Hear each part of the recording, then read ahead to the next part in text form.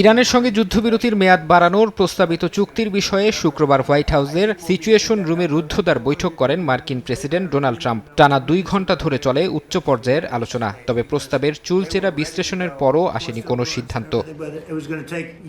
বৈঠকের আগে ইরান ইস্যুতে সামাজিক যোগাযোগ মাধ্যম ট্রুথ সোশ্যালে পোস্ট করেন ট্রাম্প। তুলে ধরেন যুক্তরাষ্ট্রের শর্তগুলো। লেখেন, ইরান কখনোই পরমাণু অস্ত্র অর্জন করতে পারবে না। মার্কিন হামলায় মাটির নিচে চাপা পড়া ইরানের সমৃদ্ধ ইউরেনিয়াম বা নিউক্লিয়ার ডাস্ট সম্পূর্ণ ধ্বংস করা হবে। আন্তর্জাতিক পরমাণু শক্তি সংস্থা এবং ইরানের সঙ্গে যৌথ সমন্বয়ে যুক্তরাষ্ট্র এই কাজ করবে। ট্রাম্প আরও বলেন, হরমুজ প্রণালী কোনো ধরনের শুল্ক বা টোল ছাড়াই সব আন্তর্জাতিক জাহাজের জন্য অবিলম্বে উন্মুক্ত করে দিতে হবে। প্রণালীতে থাকা অবশিষ্ট সব সামুদ্রিক মাইন ইরানকে দ্রুত নিষ্ক্রিয় বা অপসারণ করতে হবে। হরমুজ প্রণালীতে দেয়া মার্কিন নৌ অবরোধ শিগগিরই তুলে নেওয়া হবে বলেও জানান ট্রাম্প। মার্কিন শর্ত মেনে চুক্তিতে যেতে ইরানের ওপর চাপ অব্যাহত রেখেছে যুক্তরাষ্ট্র।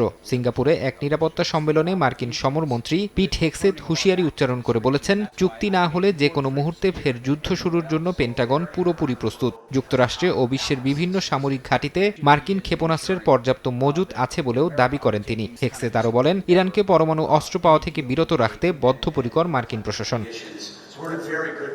এর আগে ইরান সাফ জানায়, যুক্তরাষ্ট্রের হুমকি কিংবা মৌখিক আশ্বাসে বিশ্বাসী নয় তেহরান, বরং ওয়াশিংটনের বাস্তব পদক্ষেপ দেখেই চূড়ান্ত সিদ্ধান্ত নেওয়া হবে। ইরানের পার্লামেন্ট স্পিকার বাগের গালিবাফ এবং দেশটির পররাষ্ট্র মন্ত্রণালয়ের মুখপাত্র ইসমাইল বাঘাই ট্রাম্পের শর্তগুলোকে একতরফা দাবি বলে প্রত্যাখ্যান করেছেন। ইরানি সংবাদ মাধ্যমগুলো জানিয়েছে, প্রস্তাবিত চুক্তিতে পরমাণু স্থাপনা ধ্বংসের কোনো শর্ত নেই। তবে হরমুজ প্রণালী সচল করার বিপরীতে ইরানের ওপর থেকে মার্কিন নৌ অবরোধ ও তেল বিক্রির নিষেধাজ্ঞা প্রত্যাহারের বিষয় অন্তর্ভুক্ত রয়েছে। ফারহাদ চৌধুরী, সময় সংবাদ।